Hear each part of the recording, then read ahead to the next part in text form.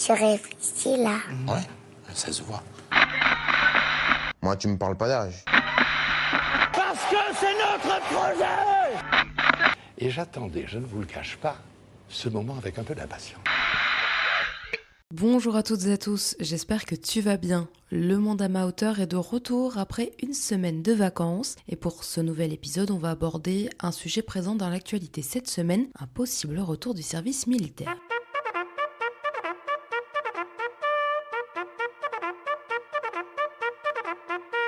Emmanuel Macron, président de la République, a annoncé ce mardi vouloir remettre en place une sorte de service militaire.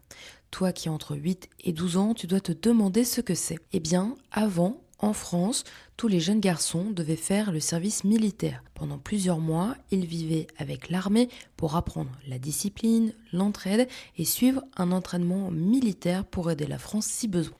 Aujourd'hui, une nouvelle forme de service militaire augmentera le lien entre l'armée et la nation, c'est-à-dire encourager les jeunes à participer s'ils le souhaitent, selon le président de la République.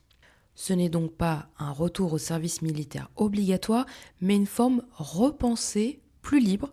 Le projet doit encore être discuté. Emmanuel Macron devrait faire de nouvelles annonces ce jeudi. Pour t'aider à mieux comprendre, on va répondre ensemble à quelques questions que tu pourrais te poser. Est-ce que faire un service militaire, c'est dangereux ? Beaucoup de missions sont sans violence.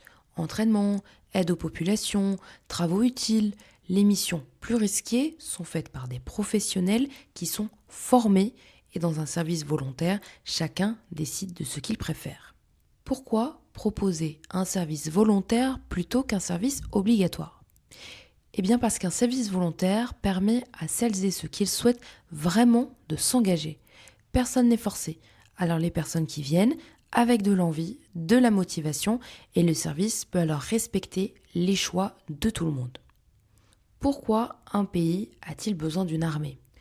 Une armée, c'est comme une grande équipe chargée de protéger le pays, les habitants, nos lois et parfois d'aider en cas d'urgence, lors d'inondations ou encore d'aide humanitaire. C'est un peu comme des super-pompiers ou des secours d'urgence, mais pour tout le pays.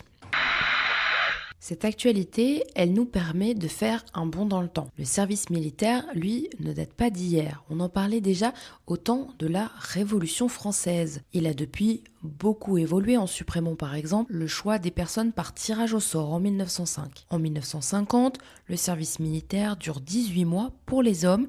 Il est obligatoire. C'est l'occasion de former des soldats, mais aussi de créer un lien entre l'armée et la population. Pour midi, on prendra de quoi survivre. Et on reste sur le terrain la journée. Ce soir, on revient, on passe une courte nuit, réveil demain matin à 6h, départ 7h pour la montagne. En 1972, les femmes entre 18 et 27 ans peuvent s'inscrire si elles le veulent. En 1997, le service militaire obligatoire a été supprimé. L'armée est devenue professionnelle, on y va, si on le souhaite, on s'engage comme métier. En 1998 est créée la journée d'appel de préparation à la défense. En 2011, elle devient la journée défense et citoyenneté. Tous les jeunes de 16 à 25 ans participent à cette journée.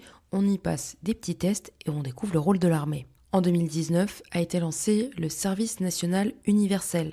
Une période courte pour les 15-17 ans qui le veulent. Un mois d'engagement pour sensibiliser les jeunes à la citoyenneté, c'est-à-dire à tes devoirs en tant que Français. Il a été arrêté en septembre 2025. On termine cet épisode en rappelant qu'à ton âge, tu peux aussi aider ton pays avec des choses simples. Par exemple, en respectant les autres, en aidant autour de toi, en apprenant l'histoire de ton pays. Par exemple, même sans uniforme, on peut contribuer chacun à son niveau. J'espère que ce nouvel épisode du Monde à ma hauteur t'a plu.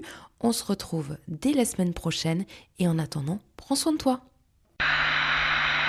Je vous demande de vous arrêter. Au revoir.